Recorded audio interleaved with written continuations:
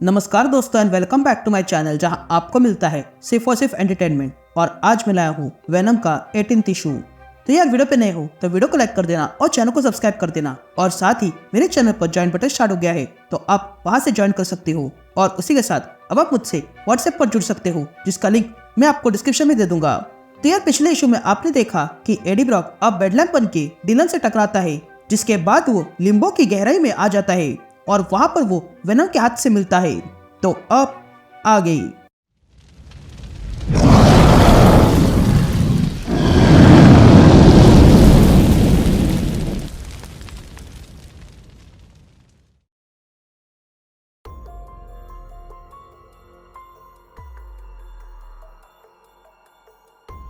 All right gang, तो issue की शुरुआत में हम एडी ब्रॉक को देखते हैं जो वेनम का हाथ देखता है।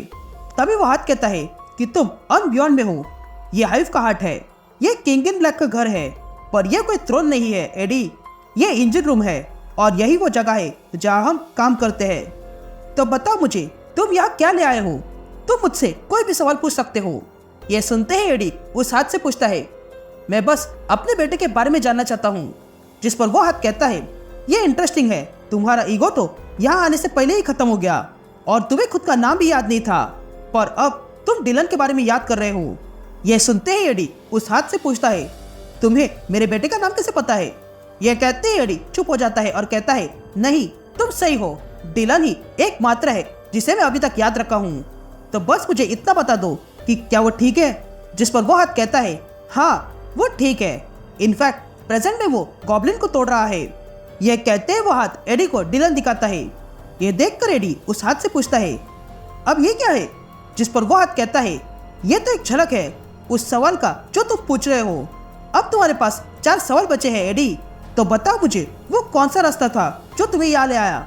जिस पर एडी सोचता है और कहता है, मेरिडियस, उसके कारण मैं यहाँ आया हूँ, तो क्या मुझे उसे रोकना चाहिए? जिस पर वो हाथ कहता है, एडी ऐसे बर्बाद मत करो, तुम इस सवाल का जवाब जानते हो। जिस पर एडी कहता है, हाँ मुझे वो दूसरा चाहिए और मुझे मेरा बेटा चाहिए।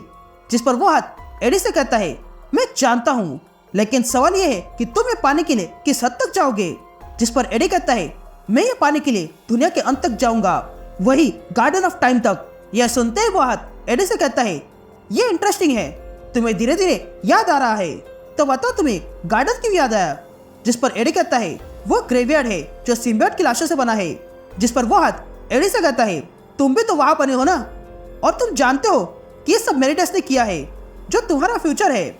जिस पर एडी कहता है, नहीं वो मेरा फ्यूचर नहीं, मैं उसका पास्ट हूँ, मैंने नल के जूते धारण किए, ये बिना जाने कि वो मेरे लिए बने हैं या नहीं। नल तो प्योर इविल से भी बुरा था, वो प्योर अनबिंग था, a single note of darkness, हाउलिंग for eternity, the voice of void, वो तो कुछ भी नहीं है। इसलिए मैं सब कुछ बना और मैंने सिम्बियोट्स की आर्मी बनाई। मैंने उसे कहा कि मैं उन्हें आजाद कर रहा हूँ बस चॉइस देकर, पर जब राजा आज्ञा करता है तो क्या प्रजा उसकी आज्ञा का अवहेलना करती है, या फिर यह सब कुछ झूठ है जो किंग स्वयं से कहता है सिर्फ दिल बहलाने के लिए? फ्यूचर में मेरिडियस हर एक क्लिंटर के माइंड को नष्ट कर देगा ताकि वो एक फर्नीचर बन जाए। तो ये सिर्फ हिल्टन है या फिर मैडनेस या फिर मेरे रास्ते का लॉजिकल एंड? तुम सवाल पूछे थे ना, तो सवाल यह है कि इतनी पावर का पर्पस क्या होता है और इसे क्या मिलता है और ये किसे सर्व करते हैं, और ये किंग इन ब्लैक आखिर क्या है? यह सुनते ही वो हाथ एडी से कहता है, मैंने तुमसे कहा था कि मैजिक के 2 डोरमेंट फिलोसॉफीज है। एक है लाइट मैजिशियन जो सैंक्टम से टावर तक काम करते हैं और इस दुनिया को ऊपर से ठीक करते हैं, और दूसरे है डार्क मैजिशियन जो दुनिया को अंदर से ठीक करते हैं। लेकिन इस सिक्के के एक ही हिस्से की बात है, तुम यहाँ लिम्बो से होकर अर्थ के डार्क ऑपोजिट आ गए हो जिसे ब्लैक इंजन कहते हैं, और यहाँ पर सिर्फ काम होते हैं। पर इसके विपरीत एक और इंजन है जिसे कुछ इटर्निटीज मिलकर चलाते हैं, जो देखा जाए तो कॉस्मिक स्केल पर काम करते हैं। ये लोग स्वयं को आइवरी किंग्स कहते हैं, या फिर आम भाषा में कहूँ तो इन्हें बियॉन्डर्स कहते हैं। यह सुनते ही एडी शॉक रह जाता है और कहता है, ये बियॉन्डर्स किंग इन व्हाइट है? जिस पर वो हाथ कहता है, हाँ वो किंग इन व्हाइट है और किंग इन ब्लैक ठीक उसका ऑपोजिट है।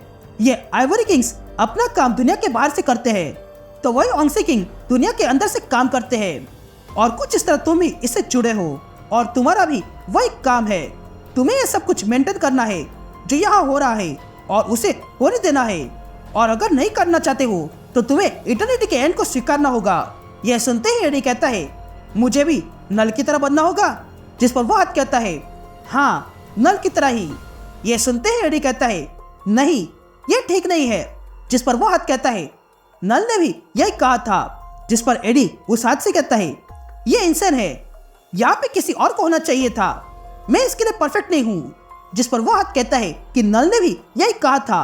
तभी एडी कहता है, तुम नहीं समझे, मैं इस काम के लिए नहीं बना हूँ, इस कॉस्मोस पे किसी और को एक काम देना चाहिए था, तो फिर मुझे क्यों दिया? जिस पर वो हाथ फिर से कहता है, नल ने भी यही कहा था और तुम भी यही कह रहे हो।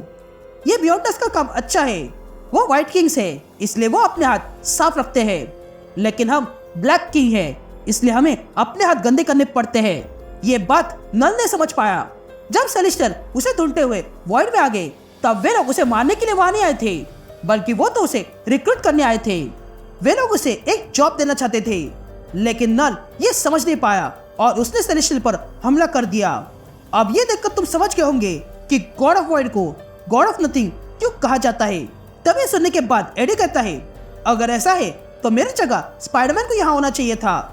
जिस पर वो हाथ कहता है कि हर एक की अलग अलग किस्मत होती है, वो भले ही इस रोल के लिए लायक हो, लेकिन रियलिटी ये है कि तुम यहाँ हो, वो नहीं। जिस पर एडी कहता है कि मेरिडस ये नहीं चाहता था ना? जिस पर वो हाथ पूछता है कि क्या ये तुम्हारा चौथा सवाल है? जिस पर एडी कहता है, नहीं, ये सवाल नहीं है, मेरिडस कभी नहीं चाहता कि वो तुम्हारी तरह बने, तो फिर तुम कौन हो? जिस पर वो हाथ कहता है कि मैं एडी ब्रॉक हूँ, पर मैं एडी से बढ़कर हूँ, तुम मुझे इवेंचुअलिटी कह सकते हो। नल ने सीधा रास्ता अपनाया और सब कुछ मिटाना चाहा, लेकिन वो इसमें हार गया और यहीं पर उसकी टाइमलाइन खत्म होती है। लेकिन यहाँ के असली किंग इन ब्लैक की टाइमलाइन बहुत कॉम्प्लिकेटेड है। एडी ब्रॉक थ्रोन पे बैठ जाता है और उसकी पावर और कर्ज को धारण करता है। ये बियॉन्डस समय के बाहर रहकर काम करते हैं, लेकिन एडी हमारा किंग इन ब्लैक ठीक इसके ऑपोजिट, जो समय के अंदर रहकर काम करता है। तुम्हारा रास्ता पहले ही बढ़ चुका है, पर जब तुम लिम्बो में थे तब एक और बार ये रास्ता बढ़ गया। तुम समय में आगे पीछे जाओगे और तुम ये पावर हारोगे भी और फिर से अपनाओगे, और यही सिलसिला चलता रहेगा। तुम हमेशा यही करते रहोगे। यहाँ से मैं पूरा मैप देख पा रहा हूँ। यहाँ पर कई सारी चॉइसेस है और तुम अपना रास्ता चुन सकते हो, पर तुम्हारे हर एक रास्ते मेरे पास ही आएंगे।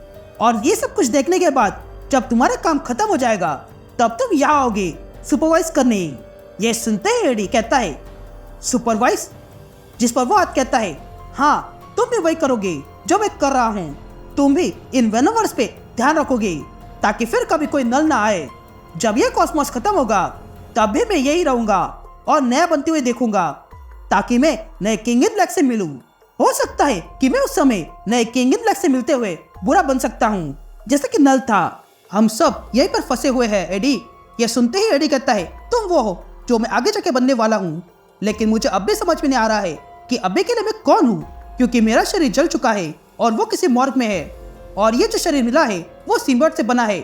तो बताओ मुझे कौन हूँ मैं? जिस पर वो हाथ कहता है कि जितना तुम सोचते हो उससे कई ज्यादा हो। तुम्हारे अंदर जो पावर है वो तुम्हें बचाती है और तुम्हारे बेटे को भी। हो सकता है कि तुम सबको बचा सकते हो, बस तुम्हें खुद को समझना होगा। यह कहते ही एडी देखता है कि वो अपनी पावर से खुद की आंख ठीक कर रहा था। तभी वो हाथ एडी से कहता है, तुम्हारा बेटा आधा इंसान और आधा सिम्बियोट है और उसे ये बात पैदा होते ही मिली, लेकिन तुम्हें इसके लिए अलग रास्ता अपनाना पड़ा। तुम अब मर चुके हो, तुम्हारा माइंड वहां से बाहर निकल गया है, लेकिन तुम वहां जा सकते हो। पर तुम गार्डन आ गए और फिर यह सब कुछ हुआ, लेकिन तुम भूल रहे हो कि तुम किंग इन ब्लैक हो, जिसके अंदर एब्सोल्यूट पावर है। तुम हर किसी सिम्बियोट को कंट्रोल कर सकते हो, तो तुम उसके जरिए अपने बॉडी को भी ढूंढ सकते हो। तो बताओ मुझे एडी, तुम अब क्या करने वाले हो? यह सुनते ही एडी सोचने लगता है और कहता है, अब मुझे समझ में आ रहा है मुझे क्या करना है। मैं अब जाके खुद को रोकने वाला हूँ। यह कहते ही हम एडी को देखते हैं, जो अपनी पावर्स को समझ चुका है और वो वहां से अपने काम में लग जाता है। And that's it. ये इशू यही कंटिन्यू होता है।